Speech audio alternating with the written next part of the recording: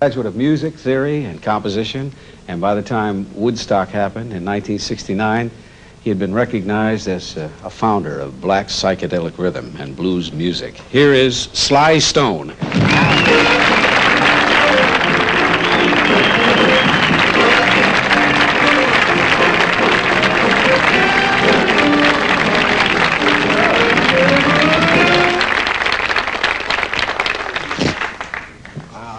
Call looking good. Yeah, that's really together. I was supposed to ask you if Sly is your real name, but I ran into your dad backstage, yeah, and he cued me on the name. Stewart. No, he said Sylvester. Well, that's my last name, Stewart. Oh, Sylvester Stewart. Yeah. Yeah. Sounds like him. You just took 3 of the letters out of Sylvester and came up with Sly? A guy made a mistake in school. We were in about the 5th grade, and the teacher's name was Mrs. Edwards. And he was trying to spell my name. It had so many syllables, and he misplaced the first 3 letters in his mind, I guess. And he came up with S-L-Y, and they laughed. And I guess maybe they're still laughing. But I'm stuck with the name, Sly. I think I started even acting like it after that. Acting mischievous and living up to it. Yeah. This is a great album cover. I want to show that. There you go. Sly and the Family Stone. You don't do much of this. I don't see you on talk shows. At least I haven't as yet. I'm very pleased that you chose to be with us. I had a reputation of not showing up for a lot of things. You know, that's the truth. Yeah. You know, and, how did that reputation come about? From not showing up. What would happen that would delay you? Well, a number of things. I think maybe a third of which were my fault.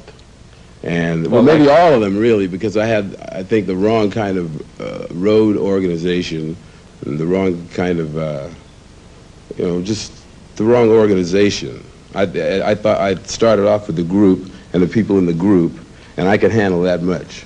But then after a while, you got to go to other cities and other places, and we were all kind of local and locally minded, and not loco, you know. Yeah. And because we had to go so many places, and then we got hooked up with other people and other things, and it was just too much for me to keep in order. I had trouble handling a B flat there for a while. And now it's easier. Yeah. What do you do when you don't show up? And I've read about some of these things that have happened to you, where the place will be just jammed full of people. Well, and you don't show up. You know, I mean. I try to go back.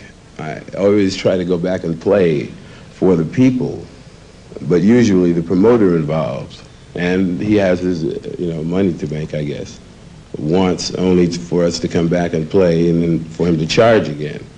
But on most occasions where I didn't show up, one main incident in Chicago, I was there, but the riot was already on.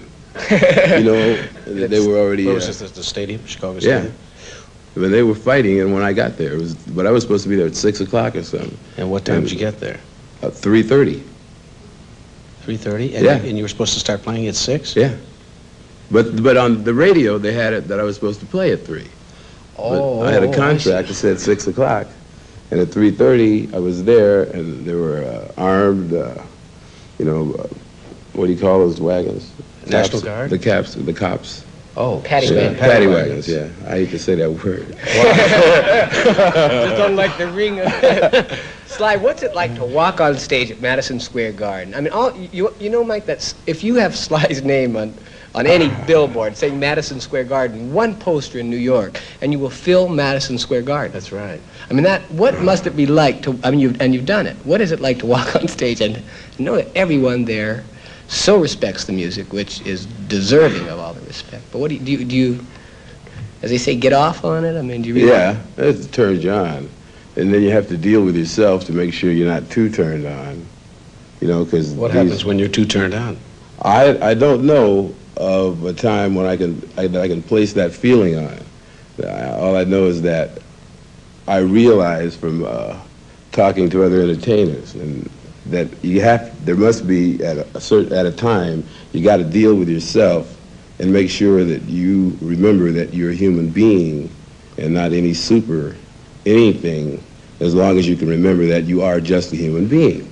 Mm-hmm. And so that is the only thing in your mind. You know, you go up there and you play, I'm human, and then you play you play as good as you can. I wonder how many of the people know what we're talking about. I know that I've been within, earshot of some of these things where you could hear what's going on. I mean, taking my children and what have you, and it's incredible. I mean, I don't know how the performers can hear what they're doing between screams. Yeah. You know what I'm saying? It gets difficult. Yeah. Sometimes you even have to, you know how you ask for audience participation? Well, at a place like Madison Square Garden, which would more than likely be full if we played. How many people would that be? 18,000, 20,000, something like that. And when all those people do that, you have to kind of work with the people then, because they take over. And all of a sudden... They set the beat, they kick it off where the beat's at. They also want to create their own event. Right. They want to... But as long as they can do that, then it's good. Yeah. What do you do when you want to get away from it all and relax? Do you have an outfit you wear or a mask you wear or what? I mean, really, seriously. Yeah. What do you mean an outfit do you wear? Like, rubber chicken feet? I mean like an old beat-up... Glasses and a nose and fins on your feet, scuba equipment, anything. I mean, just an old fur coat or something. I think I just walk fast. There was Sly. No, I got a house in Mill Valley, and I got an apartment in New York and a place in L.A. that are kind of secluded. Where do you spend most of your time? I know you flew in from San Francisco today. And I got to go back to L.A. tonight, and then Hawaii Saturday. So most of my time is really spent probably in an airplane. Trying to get back and forth. It's getting much better now, though, because I make all my gigs. Sly, would you book yourself? Is that it? Yeah. Really, my manager books, but it's myself. Would you do a movie if the right part came along? Yeah, I'm waiting on that. You're interested in it? I keep seeing scripts, but I don't think I fit in the scripts that I've seen. What kind of character do you see yourself playing the first time out? The star. and you're the staree. No, I had an idea for a movie, but then as soon as I get somebody to get it all together. What is the idea? Well, should I say my idea? Somebody will steal my idea. You've got it protected, haven't you? That's what I mean. No, I just had an idea where I'll just say it, and if it happens. Somebody else did it. If I don't have another idea, then I'm not creative. I got to deal with myself on that level. That's great. Right? Yeah. That's a nice attitude. I thought maybe that if there were a movie and the black people it's got to be people that's got black people, a movie that's got black people and white people in it. And it's got to deal with that. But on this level, the movie should be maybe 2009 or so. And it should be... the year 2009. Right. And it should show how it would be if, in fact, black people were the majority and these black people in this movie were not prejudiced. Since that seems to be the problem that I see, well, if the black people were the majority, what would they say? And everybody thinks, including most black people, that, they'd be the majority and they'd act like it. Like I believe that the majority of white people do, and they can't help that.